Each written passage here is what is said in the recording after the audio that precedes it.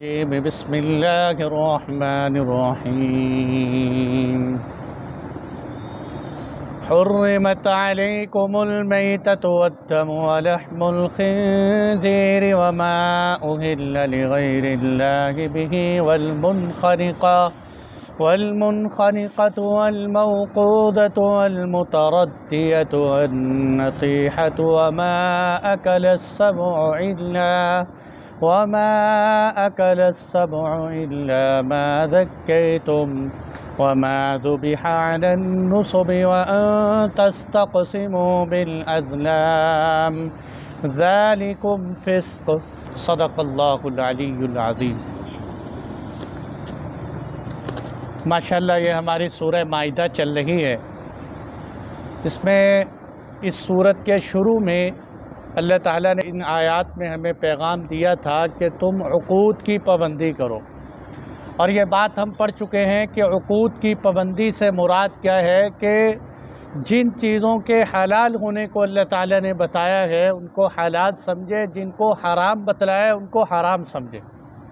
कुरान करीम की मुकम्मल पैरवी, अल्लाह के महबूब की मुकम्मल इत्तिबा, इसी का मतलब है उक़ूद को पूरा करना। फिर आगे चलकर जैसे मैंने बताया था कि अल्लाह ताला इस सूरत में ख़ास तौर पर अक्ल व शुर्ब के मसले बयान करेंगे, उन मसाइल को कि जिनका ताल्लुक़ खाने पीने के साथ। तो पीछे हमने शुरू में ये आयत पढ़ी थी कि अल्लाह ताला ने फरमाया कि तुम्हारे ऊपर सिवाय चंद जानवरों के बाकी हराम। चंद जानवर कौन से हैं? फरमाया था कि हम अनकरीब तुम्हें बतलाएंगे कि चंद जानवर कौन से हैं। आज की इन आयात में वो जानवर बतलाए जा रहे हैं कि तुम्हारे ऊपर कौन कौन से जानवर अल्लाह ताला ने हराम किए। अब देखिए, हम उसकी तफसील देखते हैं। फरमाया हुर्रिमत अलैकुमुल मैता। मैता कहते हैं मुर्दार को। फरमाया तुम पर मुर्दार हराम कर दिया गया। नंबर 2, वद्दम, तुम्हारे ऊपर खून हराम कर दिया गया। खून से मुराद बहता हुआ खून। तीसरे नंबर पर फरमाया वलहमुल खिंज़ीर, के खिंज़ीर का गोश्त तुम्हारे ऊपर हराम कर दिया गया। चौथे नंबर पर बताया वमा उहिल्ल लिगैरिल्लाहि बि, और वो जानवर के जिनको अल्लाह के अलावा के लिए ज़िबा किया जाए, जो गैरुल्लाह के नाम पर जानवर ज़िबा किए जाएं, वो भी तुम पर हराम है। और आगे फरमाया वल्मुनख़निक़ा, और वो जानवर के जो गला घूंटने से मर जाए वो जानवर भी तुम्हारे ऊपर हराम है। वल्मौक़ूदा, वो जानवर के जिसको चोट लगे, बुलंदी से जो है आगे भी आ रहे, चोट लगने का मतलब किसी चीज़ ने चोट मार दी या ऐसी चोट उसको लगी जिससे वो खुद ब खुद मर गया। वल्मुतरद्दिया, ऊंची जगह से गिरने वाला जानवर, वो भी तुम्हारे लिए हराम है।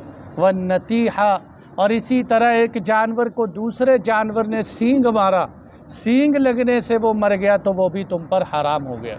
आगे फरमाया वमा अकलस्सबउ, इसी तरह वो जानवर तुम पर हराम कर दिए गए कि जिसको दरिंदे खा जाएं, इल्ला मा ज़क्कैतुम, हाँ जिसको तुम ज़िबा कर लो वो तुम्हारे लिए हलाल।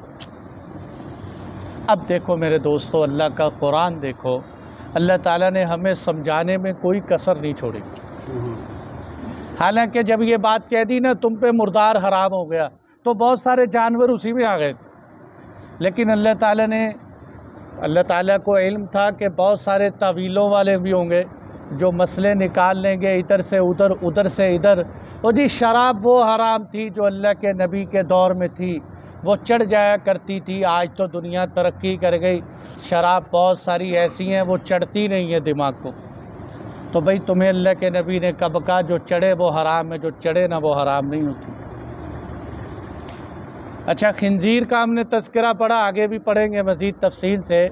बहुत सारे लोग कहने लगे कि खिंजीर इसलिए हराम था कि वो गंदगी में रहता। अब तो बड़े एडवांस कंट्री हैं जिनके अंदर साफ़ सुथरे, और वहाँ जो है उसका गोबर हर चीज़ सफाई की जाती है, साफ़ सुथरा रहता है। तो अगर कोई खाए तो अब क्या हर्ज की बात है।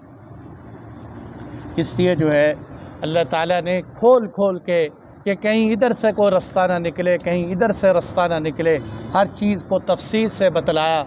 और मेरे दोस्तों, एक बात याद रखने की है कि देखो अल्लाह ताला के किसी चीज़ को हलाल करने में या हराम करने में कोई फ़ायदा, अल्लाह ताला को तो कोई फ़ायदा नहीं। लन यनालल्लाह लुहूमुहा वला दिमाउहा वलाकिन यनालुहु तक़वा मिनकुम। ये जो कुर्बानियों पे तुम जानवर का खून बहाते हो, अल्लाह को तो खून पहुँचता नहीं, ना अल्लाह को गोश्त पहुँचते, अल्लाह को तो तुम्हारा तक़वा पहुँचते। अल्लाह ताला किसी चीज़ को हराम क्यों करते? हराम इसलिए करते हैं कि उसमें हमारा कोई जिस्मानी फ़ायदा नुकसान होता है या उसमें हमारा कोई रूहानी नुकसान होता है। वक्ती तौर पे हमें वो नुकसान नज़र आए या ना आए, इसलिए कि अल्लाह ताला का इल्म बहुत वसी है। अल्लाह ताला जानते हैं कि कौन सी चीज़ इंसान के लिए नुकसानदेह है, कौन सी नुकसानदेह नहीं। अब देखो फरमाया तुम पर मुर्दार हराम कर दिया गया। अब मुर्दार से मुराद वो जानवर, देखो वो जो जानवर जो है ही हराम है वो तो मुराद नहीं, बल्कि मतलब ये वो तो है ही हराम है। इसका मतलब ये है कि वो जो है हलाल थे लेकिन तुम्हारे ज़िबा करने से पहले पहले मर गए, तबई मौत मरे, या उसकी मौत के जो आगे कई सूरतें लिखी हुई हैं कुरान में आ रही हैं आयत में, उनमें से कोई सबब पेश आ गया, वो जानवर अगर मर गया तबई मौत, तो वो हलाल नहीं होगा। अच्छा, अब ये हिंदू क्या एतराज़ करते हैं, वो कहते हैं अजीब बात है तुम मुसलमानों की, जो तुम मारो वो हलाल है, जो अल्लाह मारे वो हलाल नहीं। जिसको तुम छुरी लेके ऐसे ऐसे एतराज़ात करते हैं कि तुम छुरी लेके मारो तो वो हलाल है और जिसको अल्लाह मारे वो हराम हो गया। हम कहते हैं अकल के अंधो, चाहे मैं छुरी लेकर ज़बा करूं, मैं छुरी लेकर न ज़बा करूं, मारते अल्लाह ही हैं। मौत अल्लाह की तरफ से ही आती, छुरी चले न चले मौत तो हर हाल में अल्लाह ताला देते हैं। लेकिन बात यह है कि जिसको हम छुरी फेरते हैं जिस पर, उसका जो ब्लड निकलता है बाहर, उसके निकलने की वजह से सारी बीमारियां निकल जाती हैं। और जब कोई जानवर मर जाता है उसके अंदर जो खून ठहरता है उसकी वजह से अंदर ताफ़ुन और बदबू पैदा हो जाती है। इसलिए शाह वलीउल्लाह मुहद्दिस देहलवी फरमाते हैं कि जो कौमें अक्ल और शऊर रखती, चाहे वो किसी भी मज़हब से ताल्लुक़ रखती हों, वो मुर्दार को हराम ही समझती। अलबत्ता अकल और शऊर हो, अकल और शऊर ना हो तो अल्लाह की हिफाजत फरमाए, फिर मुसलमान भी हो तो वो खिला देते होटलों पे, और जनाब नफ़े के लालच में। ये हमारे मुल्क के पाकिस्तान में ही तो पकड़े जाते हैं बहुत सारे। जब ईमान ही ना हो अंदर, कौन सा कोई देख रहे, खिलाते जाओ मुर्दार लोगों को। अल्लाह की हिफाजत फरमाए। कितना सख्त गुनाह है, कितने लोगों को हॉस्पिटलों तक पहुंचा देते हैं अपने नफ़े की खातिर। इससे बड़ा कुफ्र क्या हो सकता है? कितने बच्चों को, कितने छोटे छोटे बच्चों को, मासूम बच्चों को वो ऐसी ऐसी बीमारियां लग जाती हैं, गरीब बेचारे परेशान हो जाते हैं। तो इसलिए बात यह है कि मुर्दार अल्लाह ताला ने हराम कर दिए। अब वो मुर्दार, चाहे वो देखो मिसाल के तौर पर, अब जो है करीब की बात है कि एक साहिब बरगर में शवारमे में पकड़ा गया, वो मरी हुई मुर्गियां खिलाता रहा आवाम को। जिस मुल्क में खोते हलाल हो जाएं, होटलों पे खोते खिला देते हैं। इसलिए इसका ताल्लुक़ सिर्फ गैरों को ना देखो, अपनों को देखो। जो अच्छा, फिर मैं ये समझता हूँ गैर मुस्लिम अगर सूअर बेच रहे, बताता तो है ना सूअर बेच रहा हूँ, ये हराम बेच रहा हूँ, लेना नहीं लेना तुम्हारी मर्ज़ी। ये कैसा खबीस आदमी है जो हराम को हलाल करके बेच रहे, ऊपर मुर्गी और नीचे पता नहीं क्या खिला रहे, हलाल कहकर लोगों को पेश कर रहे। इसलिए हुर्रिमत अलैकुमुल मैता, तुम्हारे ऊपर अल्लाह ने मुर्दार हराम कर दिया है। वद्दम, तुम्हारे ऊपर खून भी हराम। खून से मुराद दमम मसफूहा, कुरान ने दूसरी जगह बता दिया कि बहता हुआ खून। बहता हुआ खून जो जानवर के शुरू में निकलता है या किसी के ज़ख़म हुआ उस ज़ख़म से निकलने वाला खून, कि वो बहता हुआ खून तुम्हारे ऊपर हराम। वो जो खून जानवर के गोश्त में, पट्ठों में रह जाता है वो हराम नहीं, क्योंकि कुरान ने दम से मुराद दम मसफू बताया है, बहने वाला खून। तो इसलिए अरबों की आदत थी कि अरब ये करते थे कि वो खून को इकट्ठा कर लेते एक प्याले में, जब वो गाढ़ा हो जाता तो उसको एक तवे पर पकाते और पकाने के बाद उसको खाते थे। दम, इसलिए अल्लाह ने इस दम को हराम किया कि जो आदमी खून पीने वाला होता है वो खूनखार बन जाता है। खून, अच्छा बहुत सारे लोग अपने बदन का ही खून पीते रहते हैं, जिस्म से खून निकला उसको फ़ौरन पी गए। याद रखने की बात है मेरे दोस्तों, जो चीज़ हराम हो वो नजस भी होती, वो नापाक भी होती। इसलिए बहता हुआ खून कपड़ों पे लगे तो कपड़े नापाक हो जाते हैं, इससे वुज़ू टूट जाता है कि खून निकला। इसलिए दम अल्लाह ने हराम कर दिया। बल्कि इमाम इब्न कसीर रहमतुल्लाह अलैह ने एक वाक़या लिखा है, हज़रत अबू उमामा से मरवी है, फरमाते हैं कि अगरचे इस वाक़े में कुछ ज़ौफ़ है, लेकिन हज़रत ने लिखा है कि ये सहाबी को अल्लाह के नबी ने भेजा कि जाओ अपनी कौम को जाकर हिदायत दो, तलक़ीन करो। जब ये अपनी कौम के पास पहुँचे, उनको जाकर हिदायत दी। कौम ने बजाय मानने के जब वो खून का एक प्याला ला के उनके पास रख दिया कि ये तुम भी पियो, वो सहाबी कहने लगे कि मैं तो एक ऐसी हस्ती के पास से आ रहा हूँ जो खून को हराम करार दे चुकी।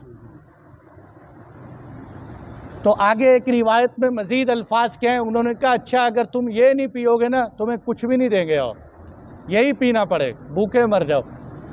वो साहबी कहते हैं मुझे इतनी प्यास लगी कि प्यास के मारे मुझसे रहा न गया। मैं तड़पता तड़पता एक रेत के ज़र्रात के ऊपर लेटने लगा और मेरे पास एक चादर थी, चादर मैंने ऊपर ओढ़ ली, तड़पता रहा इसी हालत के अंदर के हराम नहीं खाऊंगा चाहे जान निकल जाए। ईमान था ना। आगे हालांकि आ रहे कि मजबूरी में तुम्हें इजाज़त है, और यहाँ मुसलमान बहाने से बहुत सारे लोग खून पीते हैं। जी कभी खून भी पीना पड़ जाए, भाई तुम्हें किसने कहा तुम्हें पीना पड़ जाए? जब पड़ेगा भूख ऐसी लगेगी तो पी लेना, जब तेरे पास मरने के सिवा कोई चाराकार ना हो उस वक़्त पी लेना। एक आदमी मेरे पास आके कहने लगा जी मेरा गला ख़राब है, मैं शराब का घूंट लगा सकता हूँ। मुझे किसी ने बताया कि शराब का घूंट लगाने से गला ठीक हो जाता है। तो भाई गले की दवाइयाँ ख़त्म हो गई, अब सिवाय शराब के कोई हलाल ज़रिया नहीं रहा। हाँ जी मैंने मौलवी साहब से सुना था कि मजबूरी में ज़रूरत के वक़्त पी सकते हैं। वो कौन सी मजबूरी और ज़रूरत है, ये भी तो मौलवी से पूछना था ना, कि जब जी चाहे जब। अब मजबूरी तो ये भी है कि जी शराब के बगैर रहा नहीं जाता, ये भी तो मजबूरी बन गई। इसलिए मजबूरी और ज़रूरत शरीयत में समझने की बात है।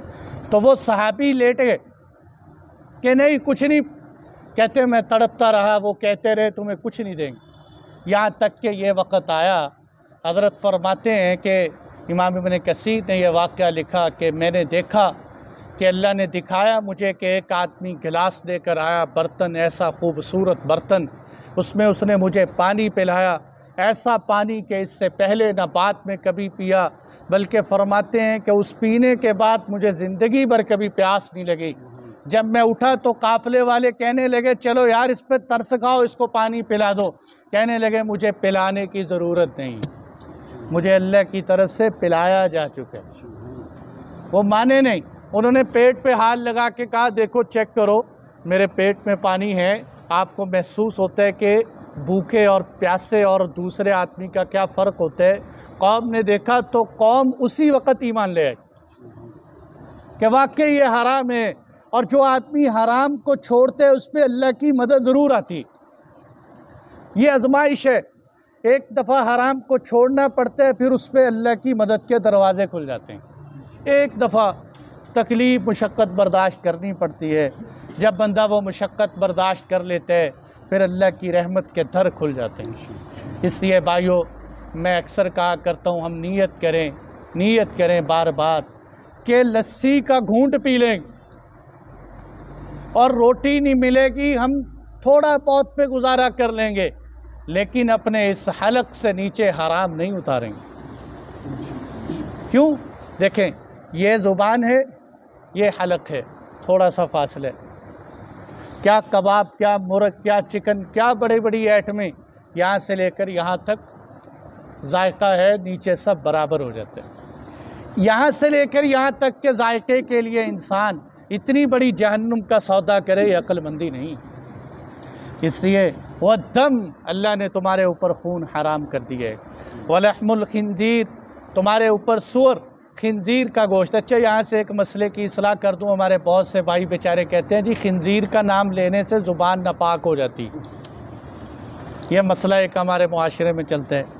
तो भाई कुरान पढ़ते हुए तो फिर हाफिज़ साहब की ज़ुबान भी नापाक होनी चाहिए। वलहमुल खिंजीर, अल्लाह ने तो कुरान में नाम लिए। इमाम साहब नमाज़ पढ़ाते हुए वलहमुल खिंजीर कहें तो नमाज टूट जानी चाहिए, क्योंकि नापाक जो हो गए। इसलिए ठीक है, खिंजीर की नापाकी बहुत ज़्यादा है, लेकिन इतनी भी नहीं जितनी हमने ही बढ़ा दी है। वलहमुल खिंजीर, खिंजीर का नाम लेने से ज़ुबान नापाक नहीं होती। खिंजीर हो, सूअर हो, जो कुछ भी हो। वलहमुल खिंजीर, खिंजीर का गोश्त अल्लाह ने तुम पे हराम करार दी। अच्छा, खिंजीर एक ऐसा जानवर है जिसको अल्लाह ने कुरान में कहा फ़इन्नहु रिस्सुन, ये नापाक। बल्कि ये डॉक्टर जाकिर नाइक को मैं एक दिन सुन रहा था कि उन्होंने बाकायदा उनसे एक ईसाई ने खड़े होकर सवाल किया कि खिंजीर मुसलमान क्यों हराम समझते हैं। तो उन्होंने बाकायदा बाइबल से हवाला दिया कि ये खिंजीर सिर्फ हमारी किताब में नहीं, तुम्हारी किताबों में भी हराम। हिंदू की किताब का हवाला दिया कि हिंदुओं की किताब में भी हराम है, बल्कि हिंदुओं ने तो यहाँ तक लिखा कि अगर तुम किसी को खिंजीर बेचते हुए देखो उसे कत्ल कर दो। लेकिन अफसोस की बात है, आज सबसे ज़्यादा उसकी डिशें बना बना के ये हिंदू और ईसाई खा रहे हैं, जो अपने ही मज़हब को भूल बैठे। और अल्लाह ने इसको ऐसा हराम किया, तमाम मज़ाहिब में हराम। इसकी बड़ी बुनियादी वजह हुर्मत की क्या है कि ऐसा बेहया जानवर कोई नहीं है।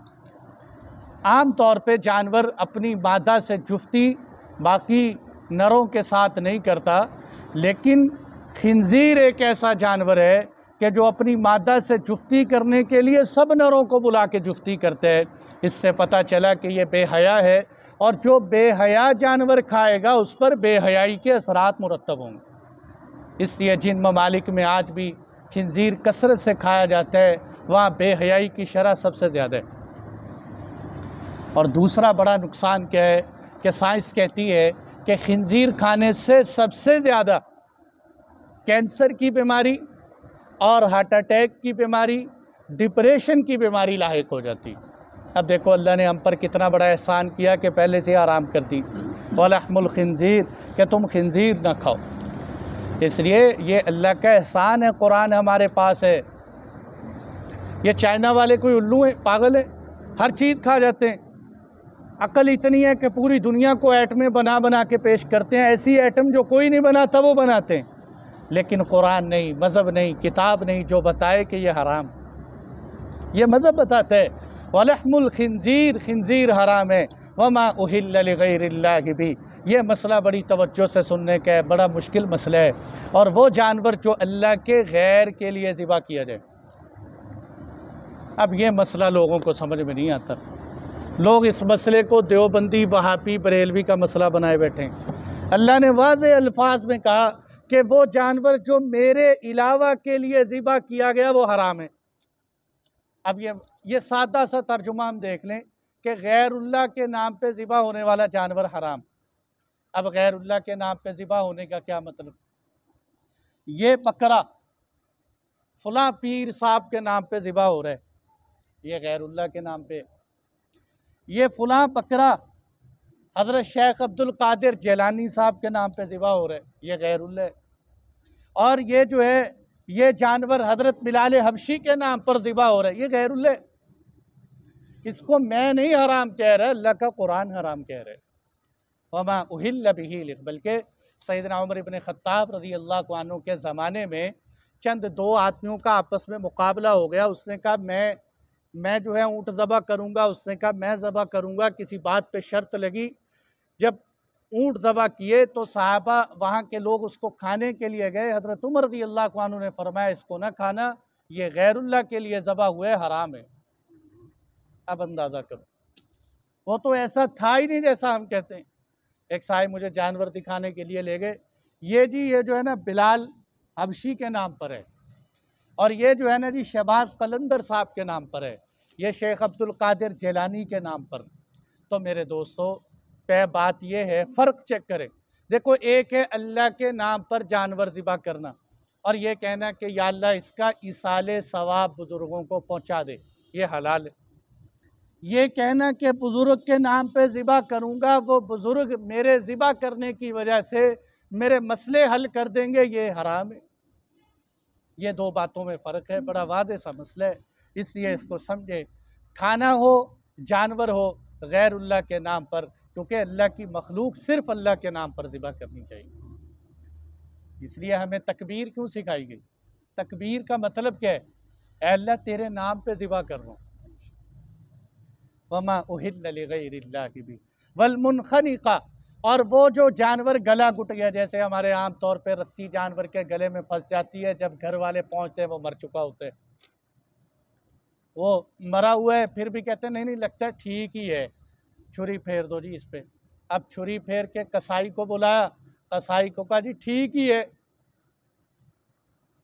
इसलिए ये ठीक ही है, क़यामत के दिन पता चलेगा ठीक था या गलत था, देख के फैसले करना।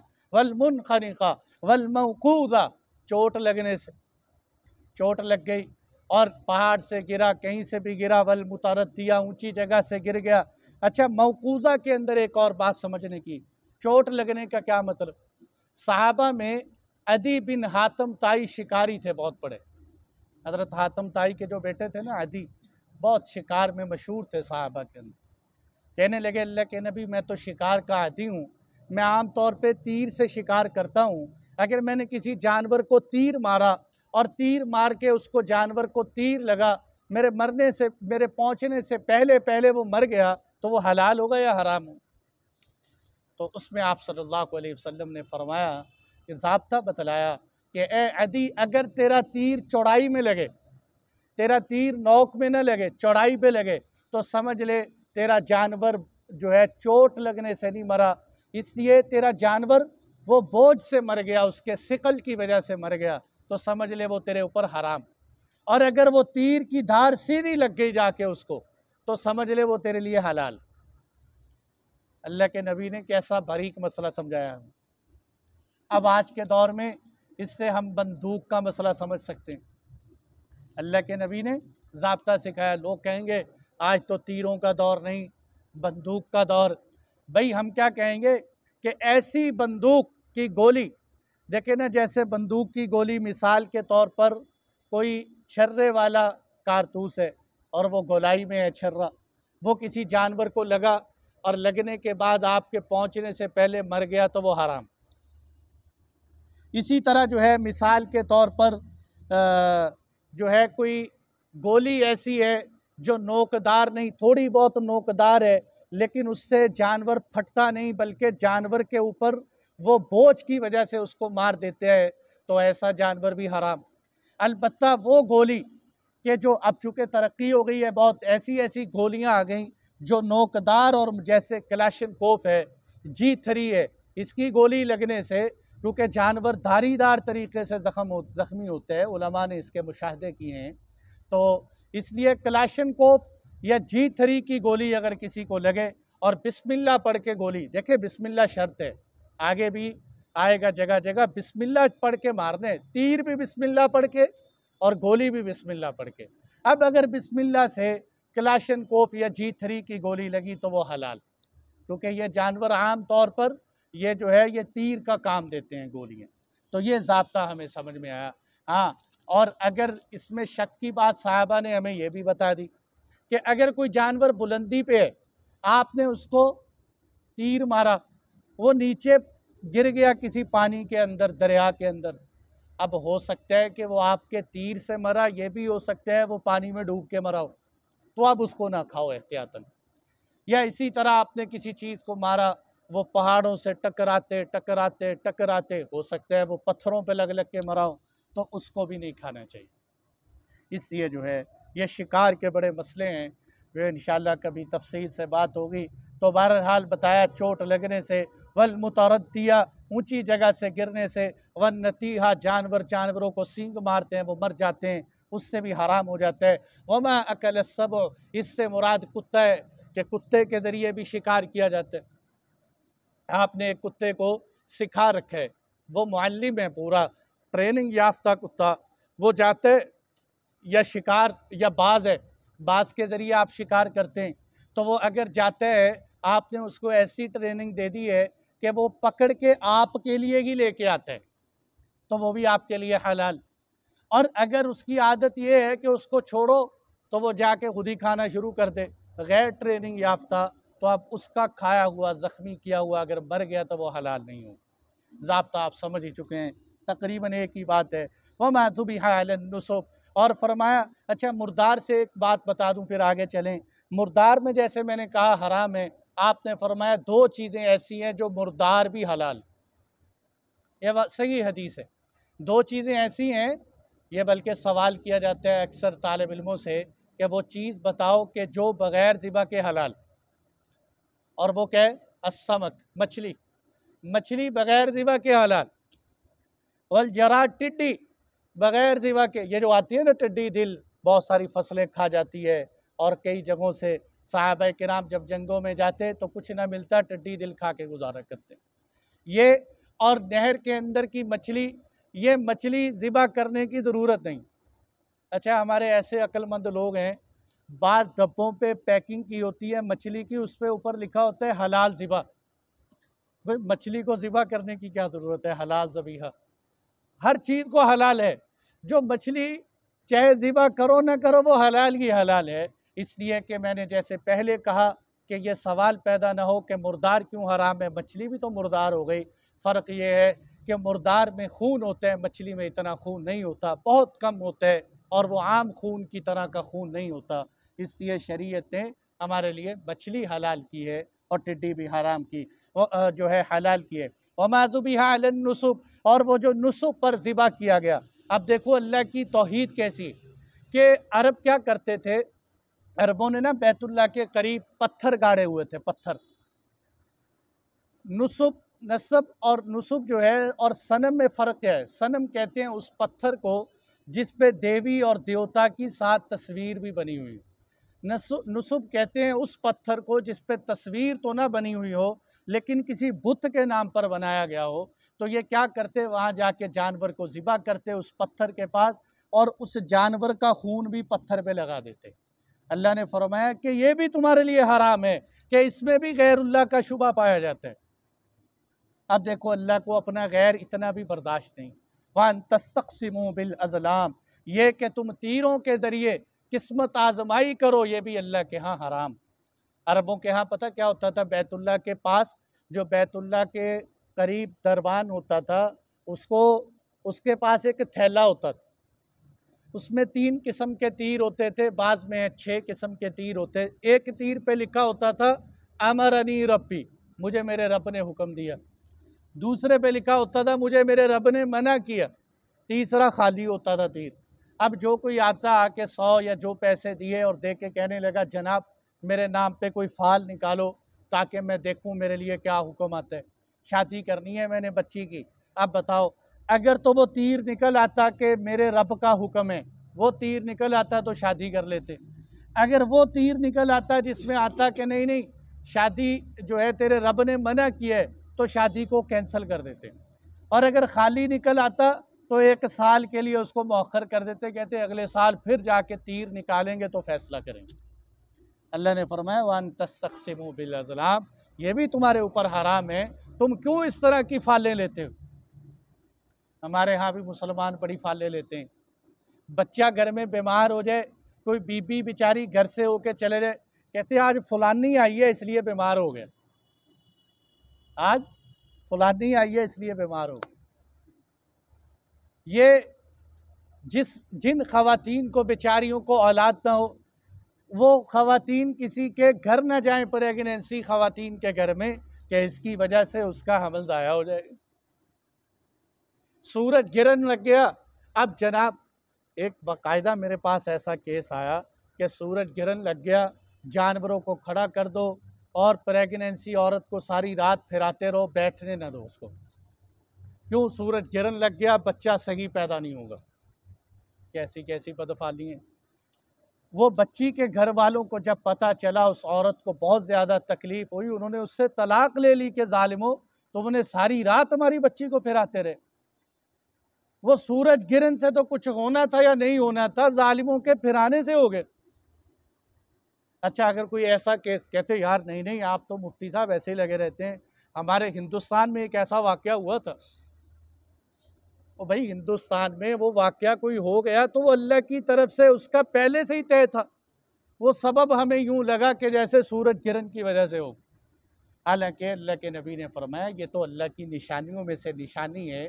अगर गिरन लगे तो तुम इस्तिग़फ़ार करो, तुम नमाज पढ़ो, तुम तिलावत करो। ये कौन से काम है जो करने पे लगे हो। अच्छा, हाथ पे खारिश हो गई, अजी नोट आ रहे हैं, दाएं हाथ पे खारिश हो गई, बाएं पे खारिश हो गई, इसका मतलब जा रहे हैं। काली बिल्ली रात को घर में बोल पड़ी, कोई मुसीबत आने वाली, और गाड़ी जा रही है, आगे से कुत्ते ने रास्ता काट लिया, बिल्ली ने, अब सफ़र नहीं करना चाहिए। घर पे हंडिया रख दो कोने के ऊपर, क्यों रख दीजिए, घर पे कोई मुसीबत ना आ जाए। तो बताओ अगर मुसीबत आ गई तो हांडी रोक लेगी? फिर तो हर बंदे को एक हांडी सर पे भी रखनी चाहिए। मशवरा है। अच्छा, मिसाल के तौर पर बहुत खूबसूरत भैंस लाए हो जी, 5 लाख की आई है माशाल्लाह। अबे गले में क्या लगाया है? ये चप्पल और छितर लगा दिए, क्यों? नज़र ना लग जाए। तो फिर एक छितर।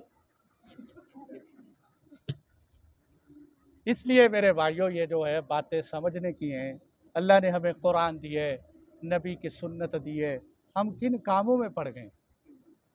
जो काम हिंदुओं के, सिखों के, पर उधर। अच्छा, आँख पे दाना निकल, अब बातें याद आ रही है ना, आप लोगों में ही रहता हूँ मैं, कहाँ किसी और में रहता हूँ। इतना भी लोग ख्याल नहीं करते यार, चलो ये मशवरा इसको तो ना दो जो मुफ्ती साहब है, किसी और को दे दो। मेरे यहाँ दाना निकल आया, एक साहब मुझे कहने लगे काला धागा लेके ना बाएं अंगूठे पे बांधो तो दाईं आँख सीधी सीधी हो जाती है। अब बताओ, काला धागा बाएं पाँव में और इस आँख के, इसका इससे क्या ताल्लुक़ है? इसलिए भाइयों, इस तरह के कामों से बचें। वह तस्तक़सिमू बिल अज़लाम, अल्लाह ने अरबों को इन्हीं कामों से निकाला है कि ये काम छोड़ दो। ये जो तीर अंदाजी, ये जो फाले, हाथ दिखा दे, हाथ देखना जी, मेरे हाथ की लकीरें चेक करना, हाथ की लकीरें देख के लोग किस्मत बता रहे होते हैं। अच्छा, आपने देखा जो बंदा किस्मत बता रहा होता है, खुद उसकी किस्मत इतनी ख़राब होती है कि वो फुटपाथ पे बैठा होता है। बंदा उसको मशवरा दे कि यार तू मेरा हाथ देखने की बजाय अपना देख के अपनी किस्मत तो सीधी कर। और डॉक्टर चला गया, एक डॉक्टर के पास एक मरीज़ चला गया दवाई लेने। डॉक्टर पतला सा था बेचारा, सुकड़ा हुआ। कहते डॉक्टर साहब आपके पास ताकत की गोली है? कहते हैं। कहते फिर मशवरा है आप थोड़ी सी खा लिया करें, आप थोड़ी सी खा लिया करें। तो ये जो लोग हैं जो तोते, अच्छा तोते रखे हुए हैं बहुत सारों ने, ये अच्छी फाल वाला तोता, ये बुरी फाल वाला तोता, पर्चियाँ रखते हैं वो तोते, पर्चियाँ निकालते हैं। ये बातें आपको इसलिए बता रहा हूँ कि ये हमारी लाइन के बहुत सारे लोग हैं। तस्बीह हाथ में ले ली, एक आदमी यहाँ मेरे पास भी आया, तस्बीह ले ली हाथ में, कहता है जी तस्बीह देखो हिल रही है। मैंने कहा हिल रही? कहता है इसका मतलब आप पे बहुत सख्त जादू हो गया। मैंने कहा भाई ये क्या बात हुई? मैंने कहा ये तस्बीह मुझे पकड़ाओ। पकड़ाई मुझे। वो तस्बीह को आप जब भी हाथ में लो, उसमें लचक होती है, वो हिलती रहती है। अब मैंने यूँ ली, मैंने कहा हिल रही? कहता हिल रही। मैंने कहा तेरे ऊपर बड़ा सख्त जादू है, तेरे ऊपर बहुत सख्त जादू है। इसलिए जो आदमी हमारे अकीदे को बिगाड़ने के लिए आए, अल्लाह की ज़ात से हमारा यकीन हटाने के लिए आए, उसी को अकल के अंधे को समझाओ, उसको समझाने की ज़रूरत है। अपना ईमान ख़राब न करो। अल्लाह की तौहीद के नारे मारना बड़े आसान है, अमली ज़िंदगी में बहुत मुश्किल। अच्छा, फिर जब ज़हन बन जाए ना तो अल्लाह की शान होता भी वैसे ही नज़र आता है। मैंने शायद आपको बताया था, हमारे एक साथी थे पठान, वो भी मेरी तरह, जैसे मैं अभी लगा हूँ, बहुत सारे इस तरह के लोगों को बयान करते थे उनके ख़िलाफ़। वो कहते एक दिन मैं वाशरूम में गया, रात का वक़्त था, मैंने उठा, मेरे जहन में बात चल रही थी कि आज तो मैंने आमिलों का रगड़ा लगाया, लगता मुझे कुछ हो ना जाए। रात के वक़्त जब मैं उठा वाशरूम में जाने लगा तो मैंने क्या देखा कि वाशरूम में एक चीज़ खड़ी है जिसकी लंबी ही लंबी टांगें हैं, इंतहाई कोई नहीं उसकी। नीचे से देख के ऊपर तक कोई इंतहा नज़र नहीं आई। वो खैर फिर भी पठान था, हमारा पंजाबी होता तो पता नहीं क्या बनता। उसने छुरा निकाल लिया, पठानों के पास हथियार तो होते ही। कहते मैंने कहा इतने बड़े आदमी को मारना तो क्या है, लेकिन ये कि चलो कोई टांग वांग ज़ख्मी तो करूँगा।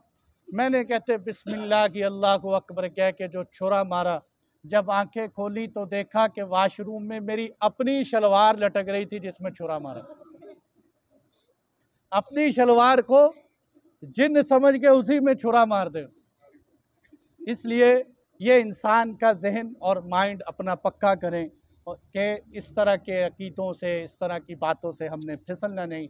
ज़ालिकुम फ़िस्क, कुरान कहता है ये गुनाह का काम है, ये नाफरमानी का काम है, ये अल्लाह ताला की नाफरमानी है कि हम इस तरह के कामों में उलझते रहें, भटकते रहें। हमेशा अल्लाह की ज़ात पर मजबूत तरीन अकीदा हो, पहाड़ों के बराबर इस्तिक़लाल हो।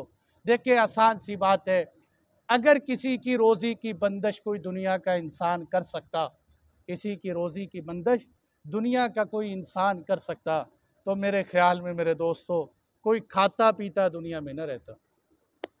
सगा भाई सगे भाई को बर्दाश्त नहीं करता। ये जितने मईशत बंद करने वाले आमिल जाली फराड फिरते हैं, मैं इनसे कहता हूँ बहुत गुजारिश है, वज़ीर आज़म से दरख्वास्त करते हैं, आपको थोड़े बहुत पैसे लेते हैं, ये सारे यूरोप की मईशत तबाह करके इधर ले आओ ना। वो अजीब बात है, उनकी मईशत तरक्की पे, ये जो बड़े बड़े बाबे बने बैठे हैं इनकी मईशत बिगड़ी बैठी। अपने घर का चूल्हा नहीं जलता और लोगों के जो है उनकी मईशत तरक्की पे। इंग्लैंड का साथी यहाँ मेरे पास आया, मैंने कहा सही सही बताना इंग्लैंड में कितने लोग हैं जो जिन्नात से मुतासिर हैं। उसने कहा मुफ्ती साहब मुझे 18 साल हो गए, मैंने एक बंदा भी नहीं देखा। हमारे यहाँ हर गली में मुतासिर है, हर दूसरी गली पे दुकान बनी हुई। फिर किसी को दम कर दें उसको कहते हैं भाई जाके खुद सूरह फातिहा पढ़ो, सूरह बकरा पढ़ो, अल्लाह ने बड़े बड़े काम दिए हैं, ये करो।